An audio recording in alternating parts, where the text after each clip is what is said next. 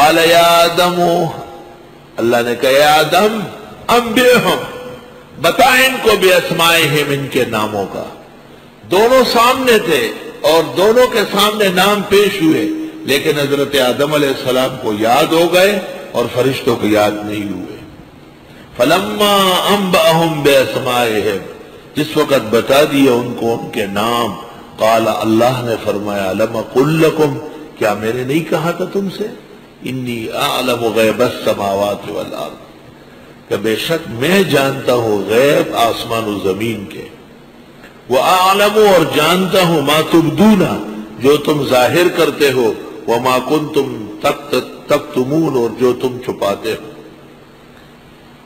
غیب السماوات اور غیب الارض، تو سماوات کے غیب یہ تو مکتومات ہیں، اور زمین کے مغیبات یہ مبدیات ہے، ظواہر ہے، نظر آنے والی چیزیں۔ میں دونوں علوم جانتا ہوں، غیب اور شہادت دونوں۔ علم غیب اللہ تعالیٰ کی صفت مخصوصہ ہے۔ علم الغیب صفت مخصوصہ بذاتہ جل وعلا۔ ابن عابدین نے ایک کتاب لکھی ہے، اس کا نام ہے سل الحسام الہندی الی نصرت شیخنا مولانا خالد النقشبندی۔ سل الحسام الہندی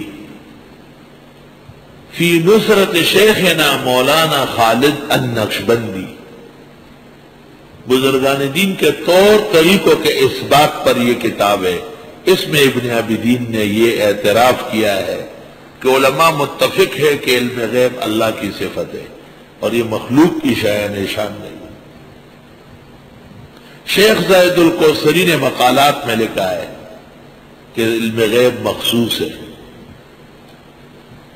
اور فقہاء، محدثین اور مفسرین سب لکھتے ہیں فما کان بإعلام اللہ تعالی لا یکون من الغیب فی شیء۔